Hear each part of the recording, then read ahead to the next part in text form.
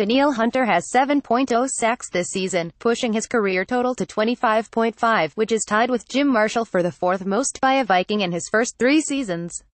The Vikings' defensive end needs 1 to tie Kevin Williams for third and 3 to tie Hall of Famer Alan Page. Hunter had 6.0 sacks as a rookie before recording 12.5 sacks last season, as many believed the former LSU standout was primed for a big season in his first opportunity to start. Andrew Kramer of the Star-Tribune recently wrote that Hunter has more than held his own this season, especially as offenses have paid extra attention to the 23-year-old. Kramer wrote, expectations skyrocketed for Hunter, including some favorable preseason odds for NFL Defensive Player of the Year, after he posted 12.5 sacks as a rotational player last season. Hunter admitted more attention from offenses, especially earlier in the season, disrupted his consistency. I've come a long way, Hunter said. I think I've been a little bit more worried during the season because I've been chipped a lot, and it's messed with me. Hunter has a sack in 4 of his past 6 games, including a takedown of Bengals quarterback Andy Dalton last weekend in a 34-7 win that clinched the NFC North for Minnesota. He just has to do like he did last week and just go, Vikings head coach Mike Zimmer said when asked about Hunter. React and use his athletic abilities. I think that's been a learning process for him this year. Last week he did that, and I hope it continues to move forward that way.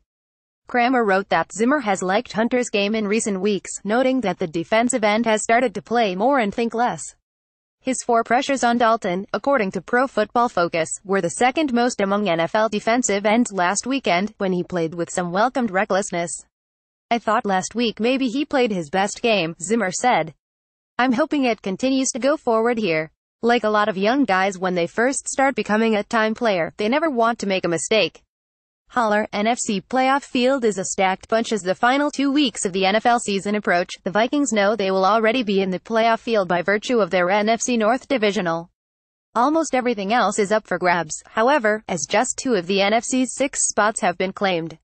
With a wild and wacky end to the season on the horizon, John Holler of Viking Update noted that securing a first-round bye should be of the utmost importance for Minnesota as a stacked playoff field awaits.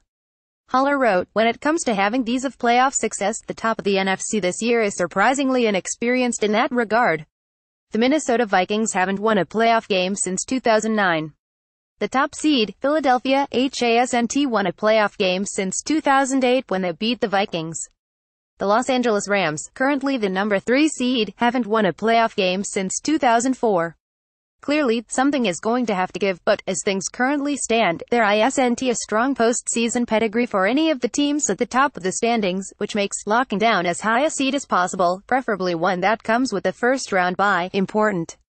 The Vikings achieved their first objective last week by winning the NFC North.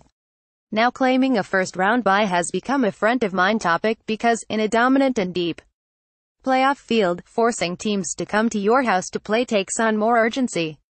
It's extremely important, tight end Kyle Rudolph said. Our first goal is win, clinch our berth in the playoffs, and now it's about seeding. The Vikings are 6-1 at US Bank Stadium this season, and have not allowed a visiting opponent to score 20 points.